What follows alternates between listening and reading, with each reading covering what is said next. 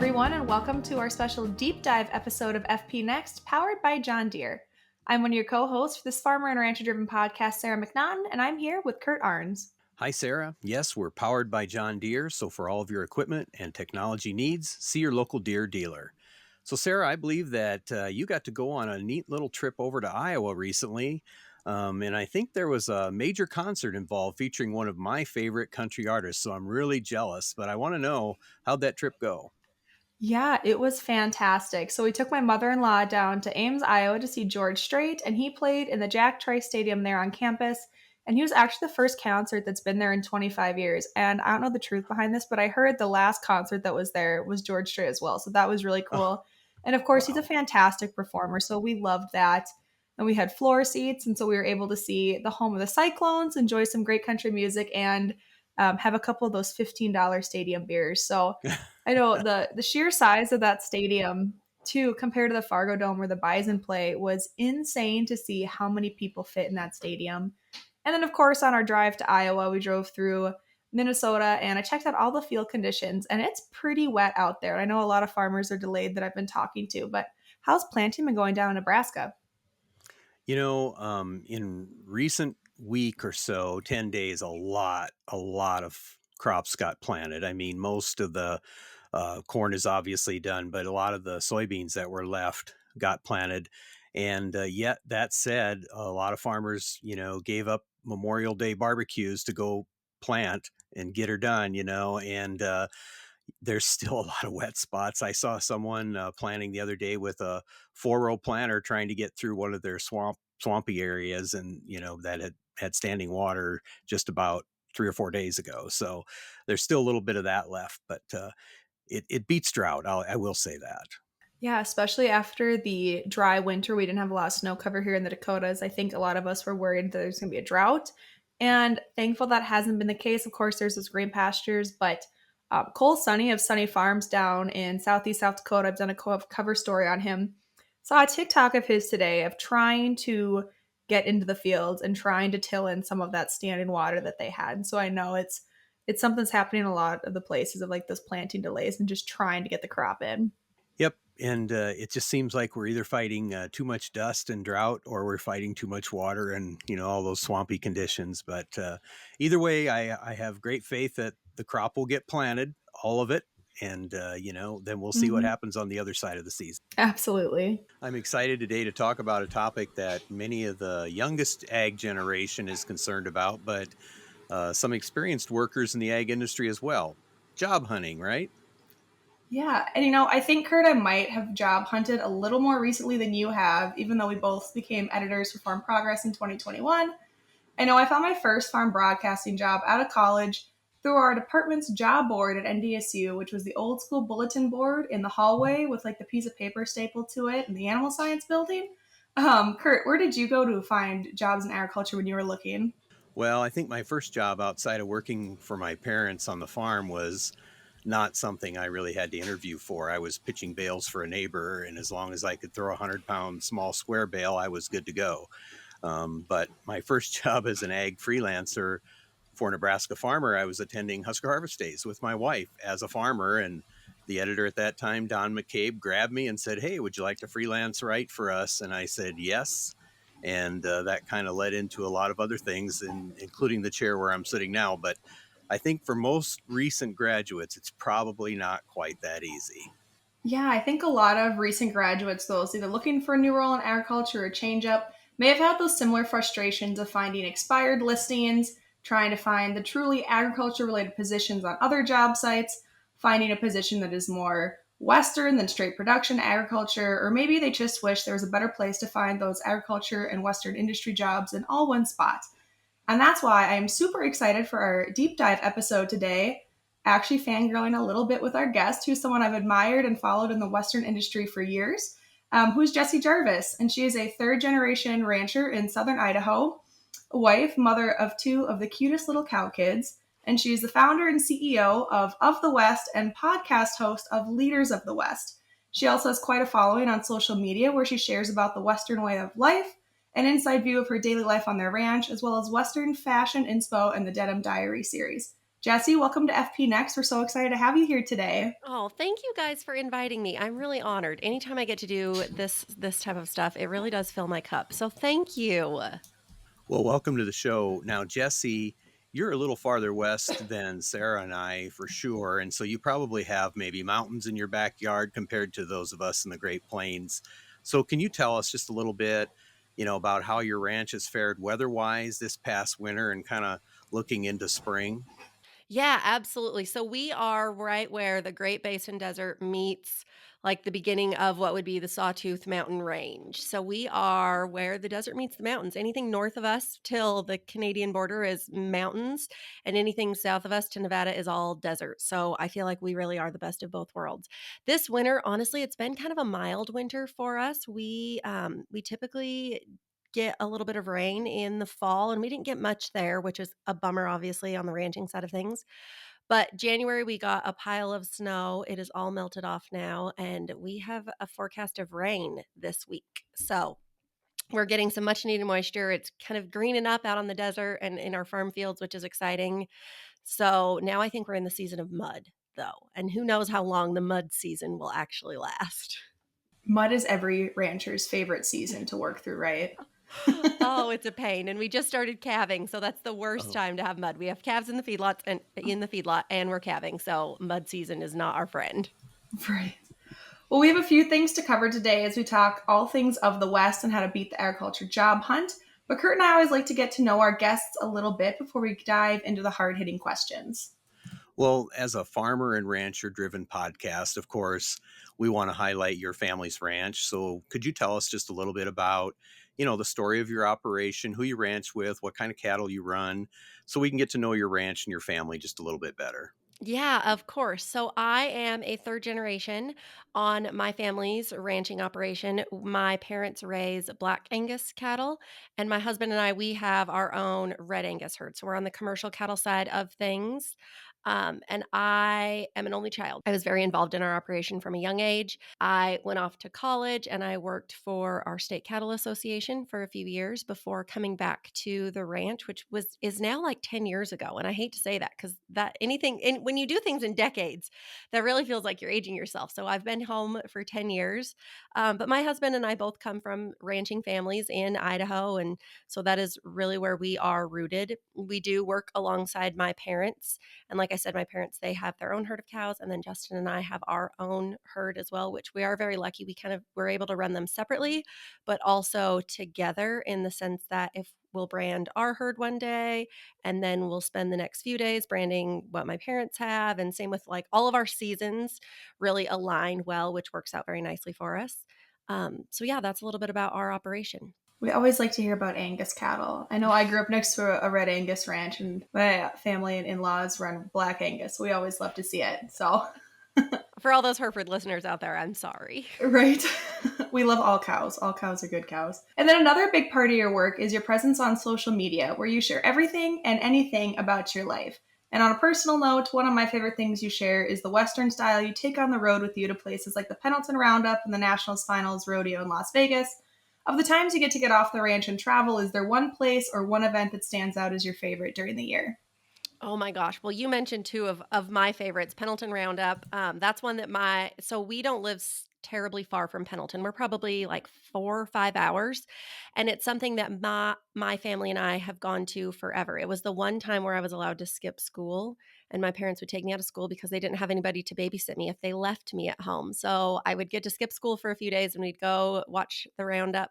But then my husband, Justin, he actually went to college in Pendleton. So he spent 3 years in Pendleton at Blue Mountain. He rodeoed there where they actually had their college rodeos on the grass as well. So a really cool experience. When we get to go, he obviously gets to see all of his old college friends and just the families that are there that he became really good friends with and has great relationships with.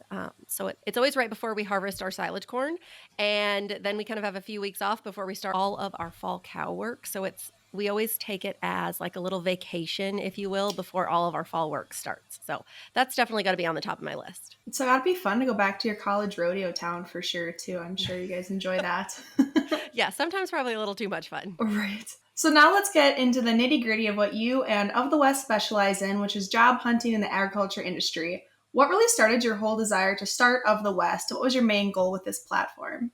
You know, it's so funny you ask that. So it was back in 2020. And Justin and I, just because of our interests, we have a variety of networks. So have grown up obviously in the ranching community. So we have a very strong ranching network. My husband and I both rodeoed. He still does today. So we have a very strong Western sports network. If you're in Idaho, if you're not a rancher, you're probably a farmer. So we have a very strong network of farmer friends. And I also spent some time, I owned a Western fashion publication for a few years and did some work on that side of things. So I also have a really robust network on the Western lifestyle side.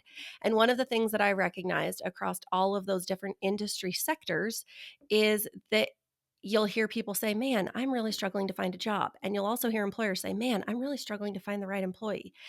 And I always wondered to myself, well, how can you guys both be struggling? Like you're both out there, you're just not meeting in the right place.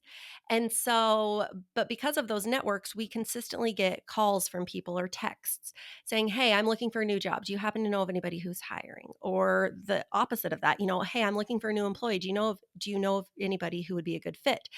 And we never necessarily knew the right people who would make the fit. We always felt like matchmakers. You never know the right eligible bachelor for the eligible bachelorette. But one time in the beginning of 2020, I got 3 or 4 calls in a week. And I was like, "Holy cow. At this point, I could make like a side hustle out of this." But more than a side hustle, I knew if I was experiencing that kind of volume with people coming to me for those answers, it was a much bigger problem out there. So I did some research and I didn't see what I thought there should be for our industry. And so I was like, man, this would be a really good opportunity. But I knew that it would be a really big undertaking. So I sat with the idea for about 3 months and I just could not get it out of my head. And I thought, I either need to like put this to rest or I need to act on it. And so Justin and I talked about it and we knew that it would be a significant investment of time and money to get something like that started, especially at the scale that it needs to be because there's over 20 million jobs in agriculture. And that does not include jobs on the equine side of the industry, on the Western sports, on the Western lifestyle side. So there are a pile of jobs in our industry. And so we knew that in order to help that amount of people, it would need to be something that it was not a small undertaking to say the least. And so then in June, I was like, okay, well, we're going to run with it and we're going to see where this takes us. And now 3.5 years later, here, I guess almost 4 years later, here we are. I know I always am seeing you guys post in the Of the West Instagram, like your jobs of the week, and there always seems like there's such a big variety there. And it had to be, like you said, like the biggest undertaking and kind of that growth that just keeps happening with it. Oh, absolutely. I am a big believer in slow and steady wins the race Hmm. and building a strong foundation that you can, build a skyscraper of a business off of. And so we're obviously in the first 4 years of business, we're still in that foundation building stage, but we're doing it the right way so that we can continue to grow sustainably and at a rate that it doesn't negatively impact other areas of what we do or the people that we work with. And it seems that, because you have such a diverse background, I mean, that really helps you make those connections and be in the right space for it to help connect these people. So, I mean, I really applaud you. I think it's such a neat endeavor. Like those of us in agriculture know, I mean, and experience every day, agriculture has its own language and voice. So, how can those job searchers capitalize on that and really stand out? I mean, this is the bottom line, stand out in an interview so they can, catch that job that they really want. Oh, and honestly, that's what it is it either takes passion for the industry or experience in the industry. Mhm. Because I'll get a lot of people who say, "Well, if only people with experience are looking for those jobs, then how are we not bringing in new people?" And I am absolutely a believer and we need to continue to bring new people into agriculture. But if you're going to work in agriculture, you have to have a passion for it. That's where Yeah. you're going to succeed, not just for you, but also for the business that you're working with as well. So as far as how people stand out, it really is those core values that are part of the ag and Western industries. Being somebody who is a hard worker, it's standing by your word, all of those things that we truly believe in our industries. That is what is missing with the rest of the world. And those are the values that we have. So honestly, it's easy to stand out in our industry when you're from our industry because those threads are, woven within you, and that is what is going to set you up for success. Couldn't agree more. And of course, along the same lines, when you're looking to start a new career, maybe get into ag in general, there can be a lot of stress and nerves that go alongside that hunt of starting a new chapter of your life. How do you recommend candidates can work on managing nerves to make sure they can put their best foot forward in a job interview? Oh, that is a great question. So, one of the things that we see in our industries is often jobs get filled via word of mouth, right? So, then if you're somebody who's new, look and thinking, man, I want to get into the ag industry or the Western lifestyle industry or Western sports, whatever it is, but I don't have any connections. How do I get in? That's one of the other reasons that this platform exists, because then it makes those jobs easier to find. But then as far as nerves, I think again it just goes back to, are you passionate about what you do? Are you a hard worker? Do you stand by your word? Do you have all of those qualities that really, that's what we want when we hire people, and that's who we want to work for, are people with those qualities, and people who believe in, family values and, working with the land and all of those things. And so that is definitely a big aspect of who we help for sure. As far as nerves though, I will say, because one of the other groups of people, obviously we work a lot with younger generations, trying to continue to encourage them to come back to agriculture for their careers. So we work with a lot of people who have had a career for, 10 or 15 years, and it's in an industry that's not an ag or Western industry, but that's what they want to get back to, right? Maybe it's because that's what they do as their hobby. They, rope or rodeo or whatever that is. Or if there's somebody who grew up on a farm and ranch and they think, those are the kind of people that I want to continue to work with and that I want to get back to. But let's say they're a nurse. And so on their resume, it doesn't necessarily show that they have this industry experience, but they have a valuable set of experiences. And Hmm. it basically, the biggest key is just tweaking those things that you've done. And how can you, I don't want to say manipulate, because manipulate can often be taken in a negative context, but how can you make those experiences stand out and bring value to our industries? And that is one of the biggest, I would say the easiest things to calm those nerves, because I know for a fact that if you are somebody out there who's looking to change your career path, you have a valuable set of experiences and you just need to tweak them to make them fit for our industry. We hear it all the time about employers looking for new employees, and they hear, did you work on a farm and ranch? Did you grow up on a farm and ranch? Or are you in the ag industry? And they're like, we want, those are the people we want because, like you said, the set of values that's just that comes along with a lot of that. And part of it is just a good work ethic, I think, because most of us who grew up in ag know how to work for sure. So my daughter is going through this right now with her job hunt because she just graduated from University of Nebraska back in May, and she's interviewed in a lot of places, but just isn't sure what she wants to do, and she doesn't want to commit to what could be the wrong job without seeing all of her options. So for candidates with a broad ag background, how do you narrow down what type of company, agency, or job you want to work in or work for? Oh, this is a huge one. So there is so much value in internships. For so long, we have taught ourselves that the only time we take an internship is between our junior and senior year, because it's the thing that we have to do in order to graduate. It's a required commitment. But there is so much value in taking internships. Students should take them every single summer. They should take them in the semester as well. They should do different internships, whether that is different companies that they thought that they wanted to work at, different areas of the industry that they think that they might get excited about, because that is the easiest way to test your career for 2, 3, or 4 months to see, is that something that you are actually going to like after graduation? Is it something that fills your cup? Not, is it going to make you a lot of money? Because I can guarantee you, if you are only hunting the paycheck, you are going to be unhappy long term. You have to work in something that you are excited to do every day of the week, that you're excited to get up for. You don't want to call in sick. You want to be there. And internships are the absolute best way to figure out what it is that you love to do. And I believe I also see a whole internship tab of the West as well, right? Yes, we are big believers in internships. Last fall, so September through December, we actually opened it up to where it was free for employers to post internships because we know so many internship opportunities are in the summer and companies start hiring for those in the fall during those fall college career fairs.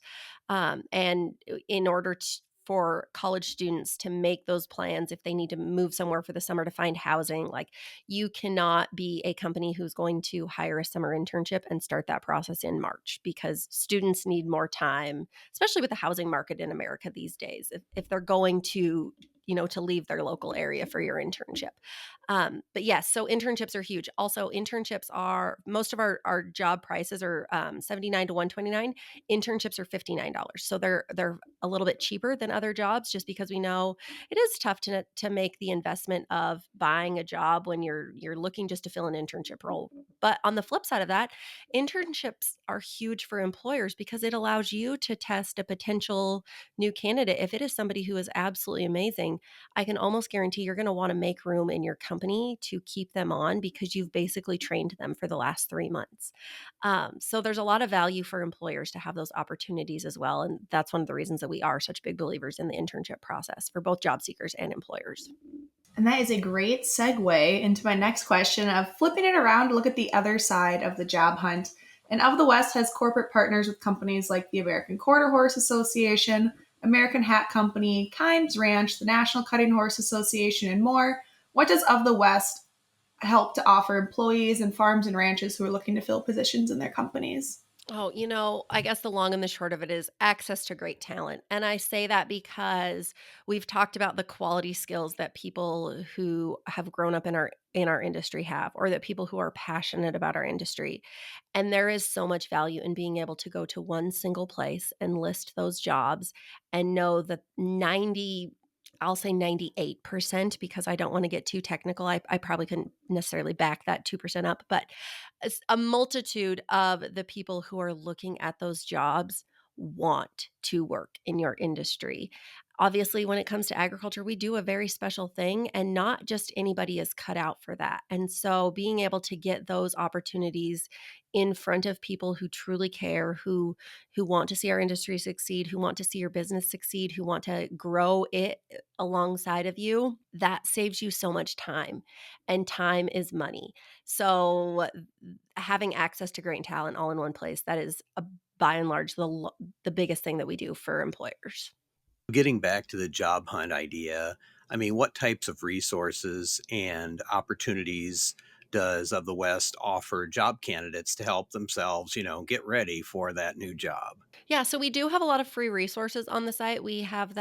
them in regards to like resume tips, how to update your resume, interview tips if you're somebody who gets nervous before the job interview. On the employer side, we also have some of those too. If you're looking for interview questions, questions you're not allowed to ask in the interview process, things like that, we have those free resources as well. And then the podcast is a huge aspect of what we do too. So just knowing that job seekers and employers are listening to that, we're always dropping tips and tricks in there. But we do want to be one single place where you can go to find, whether that's you're looking for a job, you're looking to spice up your resume, whatever it is, you can go to Of the West and find the answer. You guys have some newsletters that you send out weekly too. Do you want to touch on that and talk about those? So we do have some really cool newsletters. They're bi-weekly, so we send them out every other week. One week we have one dedicated to marketing and communications. The following week we have one dedicated to the livestock industry, and then another dedicated to the Western sports and equine industry. And then those flip-flop, obviously. But they have different news headlines that we have taken from other news sources. You click on the headline, it takes you to that original parent source, so it's bringing a little more traffic for those news companies out there. And then we also drop in jobs specific to those industries or those sectors of the industries that you can find on Of the West. So it just brings news headlines, jobs, all in one quick little, I would say, 5 minute. You can read the news, drink your coffee, look for jobs, all in one whack. Well, if you ever feel like putting some beef magazine columns in your news, just give us a shout out and we'll we'll get you some good content. Oh, perfect. I do. You guys have some of the best news when it comes to headlines. The headlines that we do in the top, I always love to send people back to you guys because you guys have the best, most like up-to-date news. We love to hear it because there's so many of us at Farm Progress, and we like to hear that it's good and everyone likes it and gets value from it. So, and two, when Curt and I were writing up the script for today, we worked really hard to try to narrow down our questions because I think we could come up with questions and keep you here for a few hours. But I know you got a bull sale to get to. So let's wind down with kind of an overarching question. Through all of your work and experiences, what is the number one piece of job advice you'd give to someone looking to start a new role? What is the number one piece of job advice I would give to somebody who is looking to start a new role? That's a good one. I will say be somebody who's willing to be a change maker. You are going to be such an asset to a company if you are somebody who is going to be on the forefront of change, if you are going to be somebody who is continuing to innovate and think of new ideas and truly act as if the business that you are working for is your own. And I don't say that in the sense of like you can't make decisions that you're not supposed to be making, but you have to make decisions that you would make if you owned that business, as far as putting in the extra work, making good decisions, not making short-sighted decisions, or oh well, I'm just going to get a paycheck, or you've got to think bigger. Pretend that it is yours, and there's so much value in doing that. If you are somebody who's going to do that, you are going to be an asset to any company that you work for. I really love that. I mean, taking ownership of the job and being a change maker, that's really great Yes. advice. Well, Jesse, that's it for this special deep dive episode of FP Next, powered by John Deere. I think you've given our listeners a lot of insight and top tips so they can really nail their job hunt.